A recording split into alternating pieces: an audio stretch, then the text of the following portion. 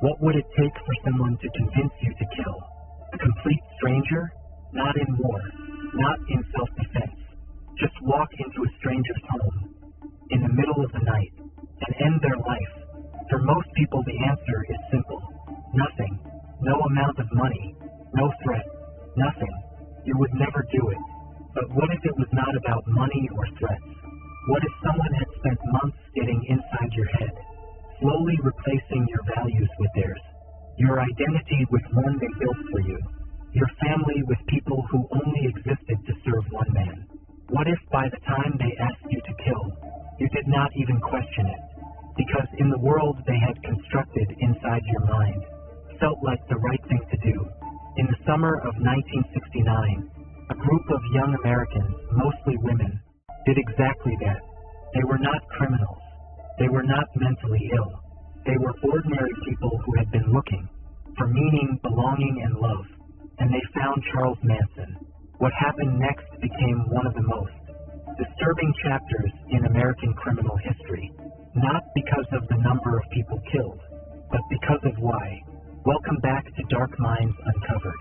Today we tell the full story of Charles Manson, who he really was, how he built his family, how he turned love into a weapon, and what the psychology behind his operation tells us about the vulnerability inside all of us. This one will stay with you. Let us begin. Charles Manson was born on November 12, 1934, in Cincinnati, Ohio. His mother was 16 years old. Her name was Kathleen Maddox, and she was, by most accounts, completely unprepared for motherhood. She drank heavily. She moved constantly. She was arrested multiple times for crimes, including armed robbery. There are documented accounts of her trying to trade young Charles to a waitress for a pitcher of beer. She was eventually sentenced to prison, and Charles Manson, still a small child, was left to be passed between relatives, who largely did not want him either. By the age of 9, he was essentially living without consistent adult care. By 13, he had committed his first crime. By 17, he was in a federal reformatory for taking a stolen car across state lines. Charles Manson spent the next 2 decades cycling in and out of prison, and here is something critical to understand. Prison did not break Charles Manson. It educated him. Behind bars, he studied Scientology. He studied Dale Carnegie's techniques on winning people over and influencing behavior. He became fascinated with the Beatles, particularly their White Album. He read extensively about psychology and manipulation. He also developed something far more dangerous than knowledge. He developed a burning, obsessive hunger for the one thing the world had never once given him: control. When Charles Manson walked out of prison in 1967, at the age of 32, he had spent more of his life behind bars than outside of them. He had no money, no family, no plan, but he had a mind that had been sharpening itself for decades, and he was about to find the perfect hunting ground. The year is 1967, San Francisco, California, the summer of love. Thousands of young Americans had flooded into the Haight-Ashbury neighborhood of San Francisco, searching for something the mainstream world had not given them: freedom, community, meaning, love. They were largely young. Many were estranged from their families. Most were experimenting with drugs. Almost all were open, wide open, to new ideas about life, identity, and belonging. Charles Manson arrived in this world like a key, finding its lock. He was small, just 5 feet 2 inches tall. He was not physically imposing or traditionally handsome, but he had something that no physical attribute could replace. He had complete, unwavering, magnetic presence. He played guitar and wrote songs. He spoke with a warmth and intensity that made people feel seen, truly seen, in a way they had rarely experienced before. He told the young women he met that they were beautiful, that they were special, that the world did not deserve them. He told everyone who gathered around him that. He understood what they were feeling, because he had suffered too, more than they knew. Within weeks he had a following. Young women mostly, though men too, who had come to San Francisco looking for love, and found Charles Manson instead. He took them out of the city, first to a ranch in Topanga Canyon, then to a place that would become infamous in American criminal history, Spahn Ranch, a worn-down old movie ranch in the hills outside Los Angeles. And there, isolated from the outside world, Charles Manson began to build something he called the family. Life at Spahn Ranch was not what people outside would have imagined. From the outside, it looked like a commune, the kind that dotted California in the late 1960s. Young people living simply, music, campfires, shared meals, a sense of belonging, but behind the surface, a very specific psychological architecture was being built. Charles Manson ran the ranch on a structure of total psychological dominance.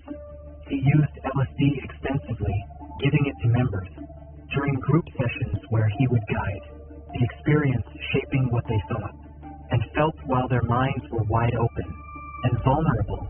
He controlled when members slept and ate. He controlled who spoke to whom.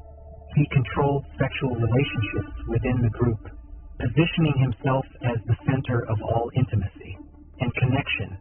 He told his followers that their individual egos, their personal identities, their individual wants and preferences were the source of all suffering, that true peace came from erasing the self entirely and merging with the family, with him. This is a recognized manipulation tactic that psychologists call identity dissolution, the systematic dismantling of a person's individual sense of self until they become entirely dependent on the group and on the leader for their sense of who they are. Once your identity lives inside someone else's hands, your choices begin to live there too. He also used something psychologists call love bombing followed by withdrawal. In the early weeks, he poured extraordinary warmth and attention onto new members. You are special. You are finally home. I see you in a way nobody else ever has. And then gradually the warmth would thin. The approval would become conditional. The love would require something in return. By the time members noticed the shift, they were already addicted to the original feeling and working desperately to get back to it. Among his most devoted followers were Susan Atkins, Patricia Krenwinkel, Leslie von Hauke, Charles Watson, known as Tex, Linda Kasabian, young people, some still teenagers who had arrived at the ranch looking for something real and had found Charles Manson instead.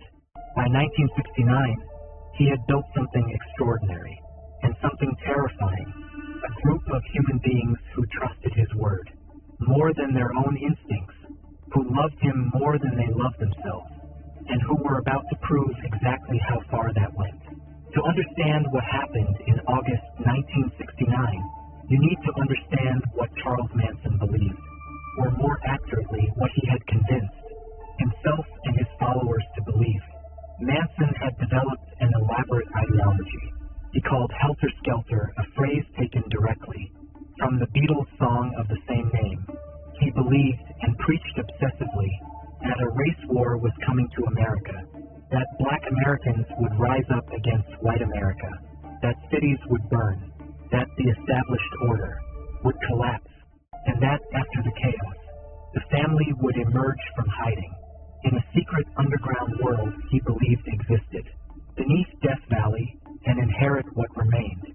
This is important because Manson believed that the race war was not coming fast enough, and so he decided his family needed to start it by committing murders so brutal and making them appear to be the work of black revolutionaries that white America would be provoked into.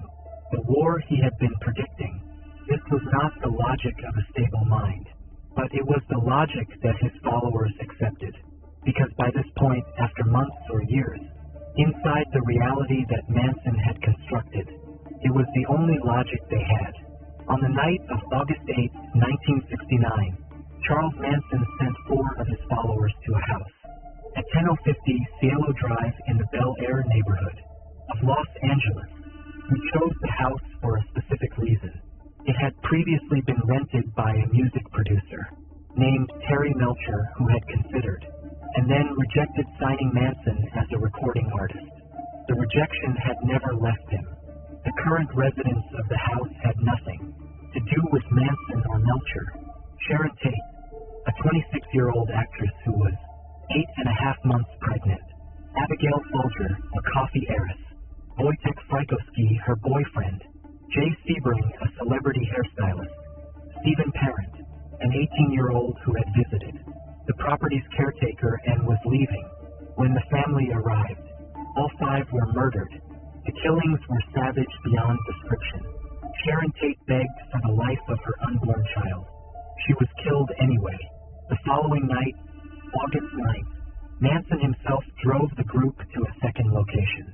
On Waverly Drive, Leno LaBianca and his wife Rosemary were killed. In their home, Manson's followers used the victim's blood to write words on the walls. Helter Skelter, Pig, Rise. The murder sent shockwaves through Los Angeles, and then through the entire country. Nobody could understand who had done it, or why. The randomness, the brutality, the messages on the walls. It was months before investigators connected the crimes to Charles Manson and the family at Spahn Ranch. In October 1969, the ranch was raided. Members were arrested on unrelated charges initially. Then the full picture began to emerge. In January 1971, Charles Manson and 3 of his followers were convicted of first-degree murder and conspiracy to commit murder. They were sentenced to death. In 1972, California temporarily abolished the death penalty. The sentences were commuted to life imprisonment. Charles Manson spent the rest of his life in prison. He was denied parole 12 times. He died in prison on November 19, 2017. He was 83 years old. Now let us talk about the psychology, because the question this case raises is the same. One we started this video with: how do you get ordinary people to kill? The answer is not simple, but it is documented, it is studied, and it is deeply important for every person watching this to understand. Point 1. Targeting the vulnerable. Charles Manson did not recruit randomly. He specifically and deliberately targeted people who were already searching for something. Young people who were estranged from their families. People who felt like they had never belonged anywhere. People who were struggling with identity. People who were lonely in a city full of strangers. Psychologists who have studied cult recruitment consistently identify this as the first step. In the process, the target is never someone who is settled, connected, and secure. It is always someone who is searching, because the person who is searching will reach out toward the first hand that feels real, and he offered it with everything those people most desperately needed in that moment. Unconditional acceptance, a sense of being truly seen and understood, community, purpose, home. The vulnerability was not stupidity. It was humanity. Point 2, love bombing. Once the person was inside the family, Manson deployed what psychologists now call love bombing with extraordinary precision. Love bombing is the overwhelming of a new member with affection, validation, attention, and praise. You are special. You are finally home. I have been waiting for someone like you. Nobody has ever understood me the way you do. The effect on the brain is significant and measurable. This level of consistent positive reinforcement floods the brain with dopamine and serotonin, the same chemicals associated with falling in love. Attachment forms rapidly. The person begins to associate this feeling, this extraordinary warmth and belonging, with the source of it, with Manson. And when the source of your brain's most powerful, positive experience is a single person, losing that person becomes unthinkable. Point 3, identity replacement. This is the most important psychological mechanism in Charles Manson's entire operation. Over months, using LSD-guided sessions, sleep deprivation, controlled diet, sexual manipulation, and relentless ideological messaging, Manson systematically dismantled his followers. individual identities. He gave them new names.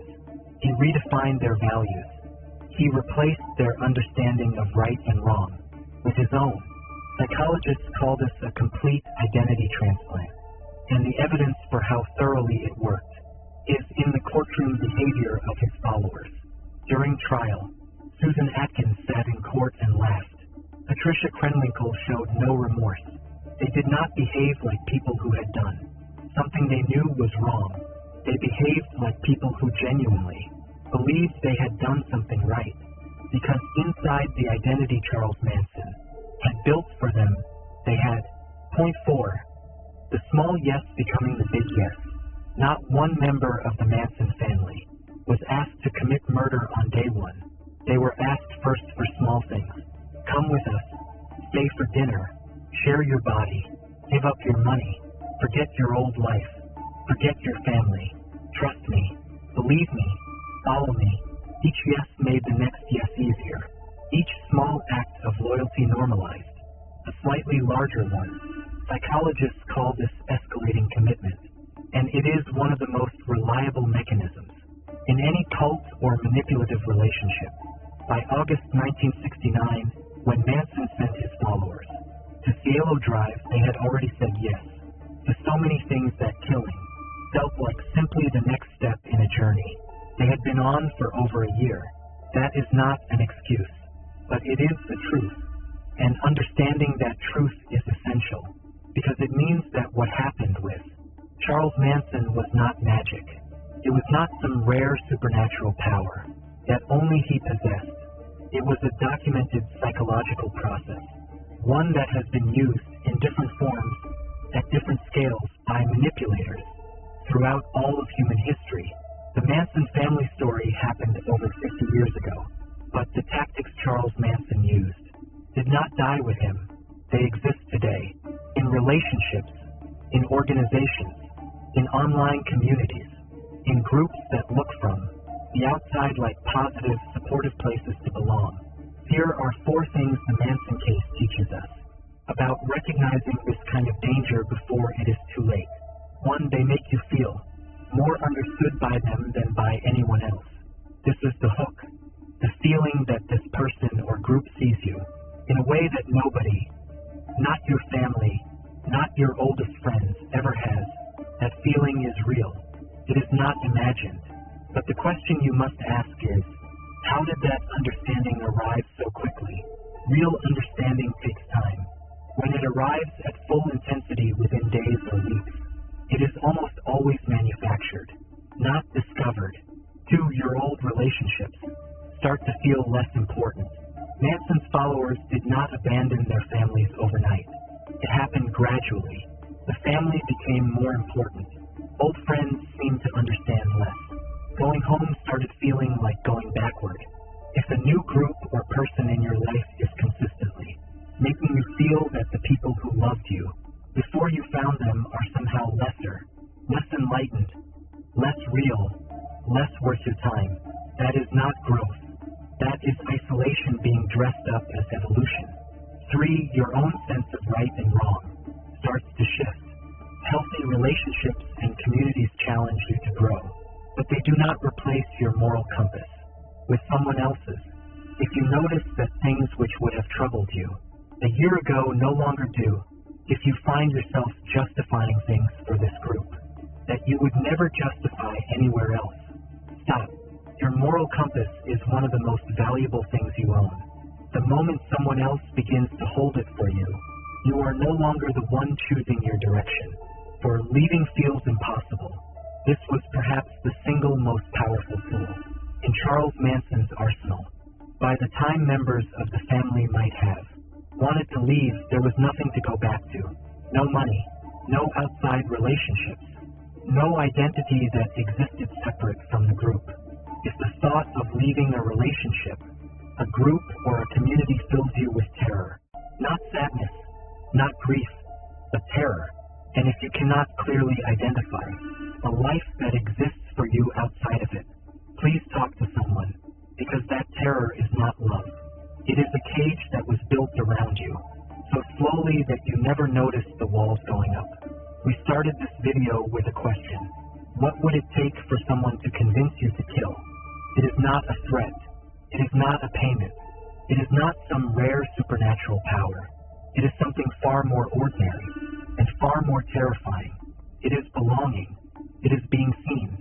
It is the slow, patient, deliberate replacement of everything you believe about yourself and the world. One small yes at a time, until the person you were when you arrived no longer exists. Charles Manson did not create monsters. He found searching human beings and he gave them a world where their searching was over. And that is what made him dangerous. Not his rage, not his violence, his understanding of what people need most. Sharon Tate, Abigail Folger, Wojtek Frykowski, Jay Sebring, Stephen Parent, Leno and Rosemary LaBianca. 7 people who went to bed on ordinary nights in August 1969 and never woke up. They deserve to be remembered as more than a chapter in the story of a man who craved attention. They were people, with families, with futures, with every right to the lives that were taken from them. And the people who killed them, Susan Atkins, Patricia Krenwinkel, Leslie von Houten, Tex Watson, were not born killers. They were lost people who found the wrong guide. Understanding how that happens is not about forgiving what they did. It is about making sure we can see it before it reaches its conclusion. That is what Dark Minds Uncovered is for. Every week we go deeper into the psychology, behind the cases that defined our understanding of how the human mind can be broken and how it can be protected.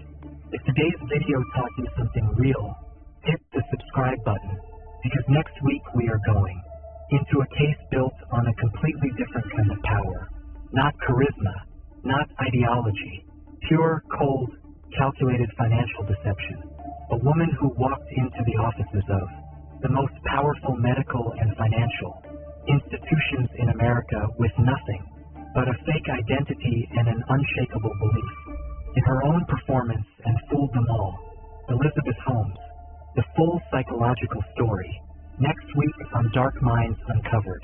Drop a comment right now and tell me, what part of the Manson story disturbed you most? Was it how it started, with genuine community and love? Was it how ordinary his followers were? Or was it the question we opened with, the fact that under the right conditions, the right manipulation over enough time, the line between ordinary and unthinkable is thinner than any of us want to believe? Tell me. I always read every single comment on this channel. Like this video if it made you think. Share it with someone who needs to understand how this kind of power works. And I will see you next week.